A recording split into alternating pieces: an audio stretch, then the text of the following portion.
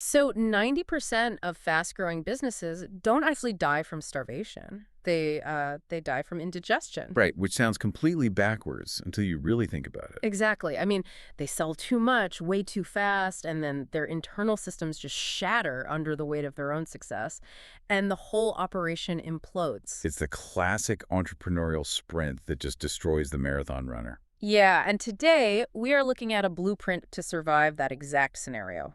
Welcome to today's deep dive. We're talking directly to you about moving a business from, well, struggling to actually scaling. And our mission today is really to extract the definitive blueprint for building a lasting business. Right, relying heavily on notes and excerpts from Scott Oldford's book, The Nuclear Effect. It's his 6 pillars for scaling your business. Yeah. Okay, so let's unpack this.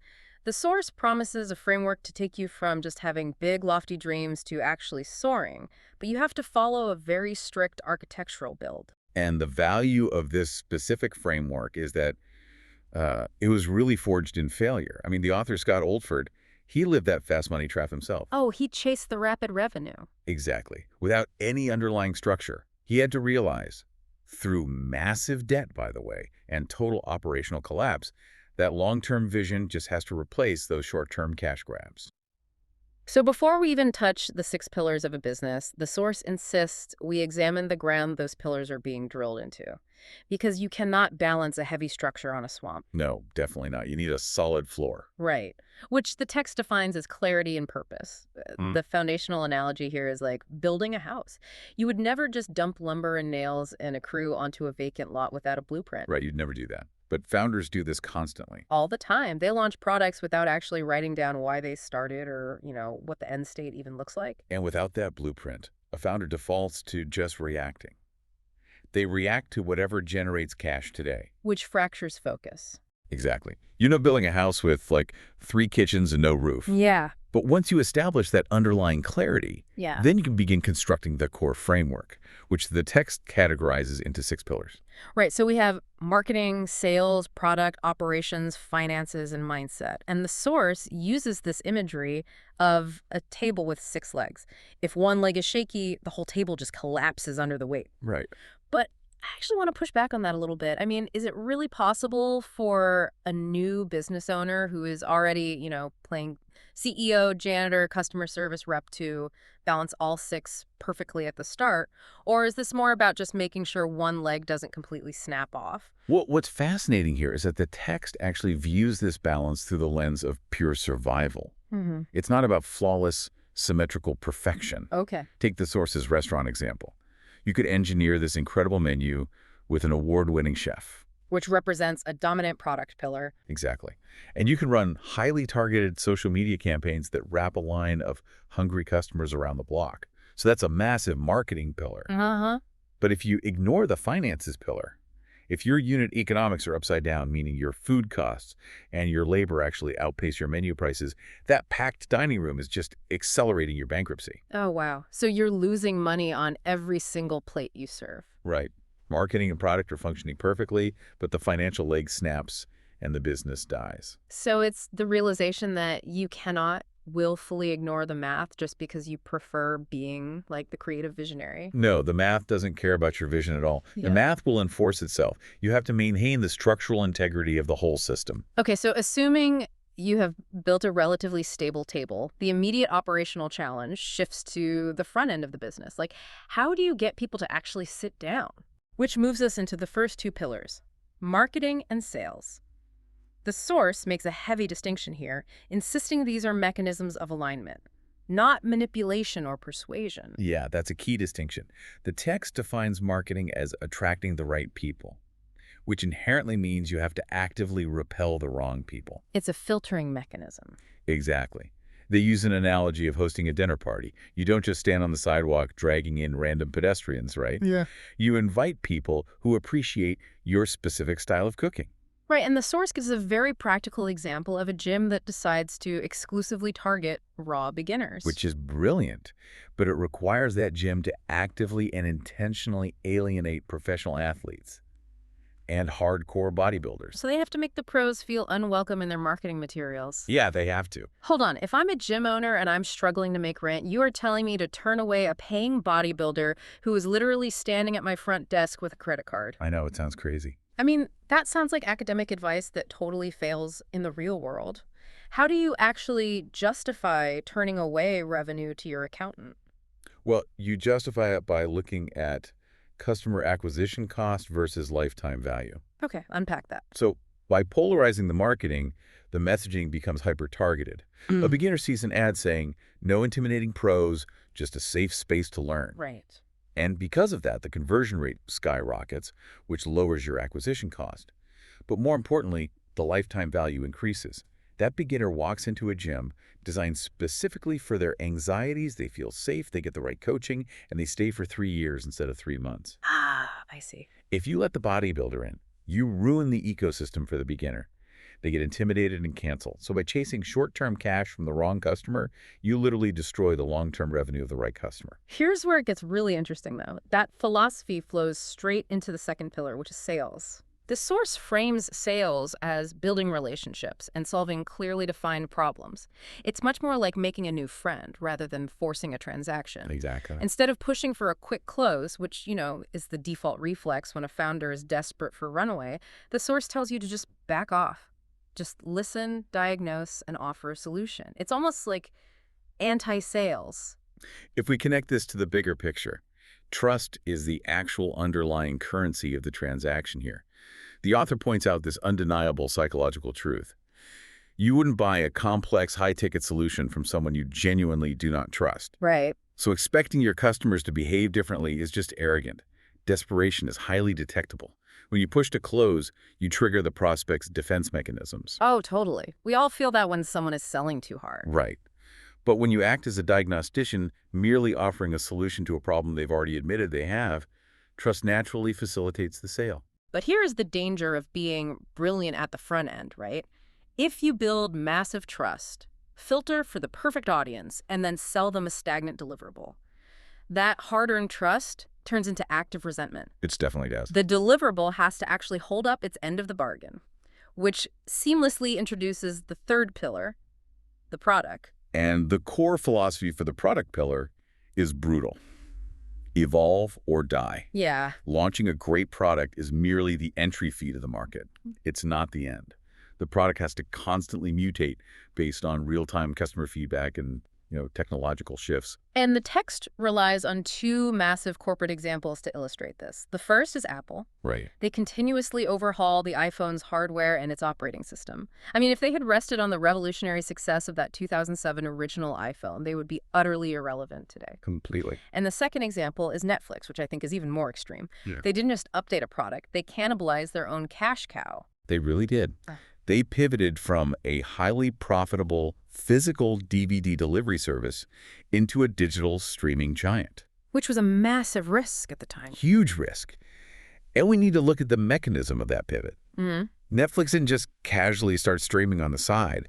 They purposefully diverted critical funding and engineering talent away from their primary revenue driver, the DVDs, to fund a nascent, unproven streaming technology. Wow. They absorbed massive short-term operational pain and shareholder panic, really, to secure their long-term survival, because they saw the technological terrain shifting. So what does this all mean for you, the listener? To me, it's like thinking you've won the race because you engineered a flawless aerodynamic sports car. But you're failing to realize the track you were driving on is constantly changing terrain. Right. It's moving from smooth asphalt to loose gravel to thick mud. Your pristine sports car is functionally useless if the track turns into a swamp. Exactly. You have to swap the tires, you have to lift the suspension, add all-wheel drive. Yeah. You have to continually change the product to match the environment it operates in. Which is tough. It is. And this raises an important question. Are you improving your product proactively or reactively? Good point. The text specifically warns business owners not to wait until the sports car is buried up to its axles in the mud. You can't rely on trailing indicators, like a massive spike in customer churn, to tell you your product is outdated. By then, it's too late. Exactly. You have to solicit harsh, unvarnished feedback from your active users while the product is still ostensibly working. But, you're probably listening to this thinking, I don't have the time to track unit economics, polarize my marketing, reinvent my product, and act like a diagnostician on sales calls. I'm just trying to fulfill today's Oh, orders. wait, it sounds overwhelming. And that is exactly where growth violently collides with reality. A constantly evolving product plus high-touch relationship-based sales will absolutely destroy a founder who's trying to execute it all manually. It creates a severe operational bottleneck. Mm. The founder becomes the literal ceiling of the company's growth, Yeah. which requires us to look at the backstage machinery of survival, Mm-hmm. operations, which houses your team and systems and finances. Let's start with operations. Okay? So the source brings in the analogy of a brilliant head chef. A chef cannot personally source the ingredients, cook the appetizers, run out to the dining room to take orders, serve the entrees, and then go back and wash the dishes. Not if the restaurant plans to serve more than one table per night. Exactly. And the text points to McDonald's as the absolute apex of operational systems. McDonald's doesn't dominate the globe because they have, like, complex culinary masterpieces. It's from it. Right. They dominate because they have transparent, highly replicable standard operating procedures. Their systems extract the intellectual property out of the founder's head and put it into a foolproof training manual, Which allows a franchise in Tokyo to run identically to a franchise in Ohio. relying on a constantly rotating staff of teenagers, no less. Yeah. That system frees the owner to work on the business scouting new real estate, innovating the menu, rather than sweating over the fry vat every day. But building standard operating procedures, hiring competent teams, and investing in software, all of that requires capital. Which brings us to the finances pillar. Money is the literal lifeblood of the machine. The source offers a really sobering warning here. Most businesses do not fail because the initial idea was flawed or the product lacked market fit. They fail because they simply run out of cash before the system can scale. Right. The outline brings up the source's analogy of driving a car without checking the gas gauge. But honestly, a gas gauge feels a little too forgiving to me. How so? Well, you could just pull over if you run out of gas. It feels more like the oxygen supply in a submarine. Oh, that's a good way to look at it. Right. You can have the most advanced sonar in the world, which is your marketing, and the most devastating torpedoes, your product. But if the oxygen tanks run dry, the entire crew dies. The mission is over. And founders bleed oxygen early on by spending on unnecessary aesthetics. Or, more dangerously, they confuse profitability with cash flow. Oh, that's a big one. They look at a spreadsheet that says they are profitable, but they fail to plan for the 60-day delay before their clients actually pay the invoices. So the oxygen runs out while they're just sitting there waiting for the check to clear. Which is terrifying. It is. Managing that oxygen requires strict discipline. The source demands active, rigorous tracking of the cash flowing in and out. You must create a conservative budget and build heavy cash reserves for the inevitable slow periods or macroeconomic downturns. Yeah. You cannot run a company based on the balance in your checking account on any given Tuesday. When you look at the mechanics of it, delegation in the operations pillar and budgeting in the finances pillar are essentially the exact same discipline. Oh, interesting. Yeah, they are strategic resource management. Operations manages the strict deployment of your highly limited time. And finances manages the strict deployment of your highly limited capital. You systemize both so you don't suffocate in the submarine. That synthesis really highlights the interconnected nature of the framework. I mean, we have constructed the operational systems, protected the cash flow runways, built proactive feedback loops for the product, aligned our sales to build trust, and targeted our ideal market. We did all that. But the entire apparatus is operated by a human being, a flawed, emotional human being. Right. That introduces the final invisible pillar that dictates the structural integrity of the other five: mindset. And the source treats mindset with the exact same gravity as cash flow management or operational spreadsheets, which I love because why do we so often dismiss mindset as a fluffy, soft skill, especially when a technical business manual places it as the ultimate linchpin of scaling? Well, because people mistake mindset for toxic positivity. Just, smiling through a crisis. Good vibes only. Right, which isn't helpful. The text positions mindset as the internal cognitive filter through which every other business decision is executed. The cognitive load of entrepreneurship is immense. Oh, absolutely. If a founder harbors deep-seated imposter syndrome, their sales conversions will plummet because they won't confidently state their pricing. Or if they are terrified of risk, the product pillar stagnates because they refuse to cannibalize a dying offer. Like Netflix did. Exactly. The text highlights Oprah Winfrey to illustrate this. She faced highly publicized, brutal early career setbacks. Yeah. But she didn't just think happy thoughts. She deployed a specific psychological framework to extract data from those failures, rather than internalizing them as a reflection of her personal worth. And she used that resilience to build a media empire. A growth mindset, the deeply held belief that challenges are merely stress tests designed to force adaptation and that failures are just expensive data points, is the ultimate defensive strategy for a business. It really is. Just as an elite athlete trains their central nervous system to remain calm during the final seconds of a high-stakes game, a founder must train their brain. Right, because when a massive marketing campaign zeroes out, or a key employee quits, or cash flow tightens, the unmanaged mind panics. And makes irrational, fatal decisions. Exactly. A trained mindset protects the other 5 pillars from the founder's own emotional volatility. Okay, let's pull the camera back and trace the structural blueprint for you one last time. To achieve the scaling nuclear effect the book promises, you must pour a foundation of clarity and purpose, knowing your ultimate why. Right. You filter the world to attract only your ideal audience, which is marketing. You diagnose problems to build trust, which is sales. You aggressively cannibalize and refine your offer to match the shifting terrain. That's product. Evolve or die. Exactly. Then you extract the intellectual property from your head into standard operating procedures operations. You rigorously defend your oxygen supply finances. And you forge your cognition into a defensive shield, which is mindset. It is a really cohesive, unforgiving architecture. But, intellectualizing the architecture does not build the building.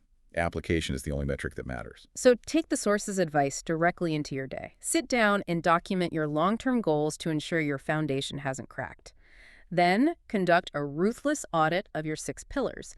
Look at your unit economics, your customer acquisition costs, your daily bottleneck tasks.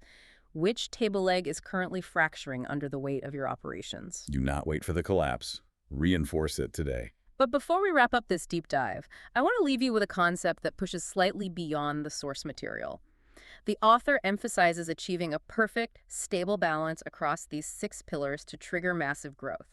But consider the opposite approach. Okay. What happens when a business purposefully and violently destabilizes a strong pillar to force radical innovation? Like introducing controlled chaos into a stable system. Exactly. Imagine intentionally breaking a highly comfortable, perfectly functioning operational system, or completely abandoning a safe, reliable marketing channel that is currently printing money just to see what entirely new demographic you are forced to capture to survive. That's a scary thought. It is. But if a muscle only grows when the fibers are torn, perhaps a little controlled demolition is the ultimate test of that foundational growth mindset we just analyzed. It forces you to realize that maybe the goal isn't just to avoid hitting the wall we talked about at the beginning. If you build these pillars with enough density, maybe the goal is to drive straight through it.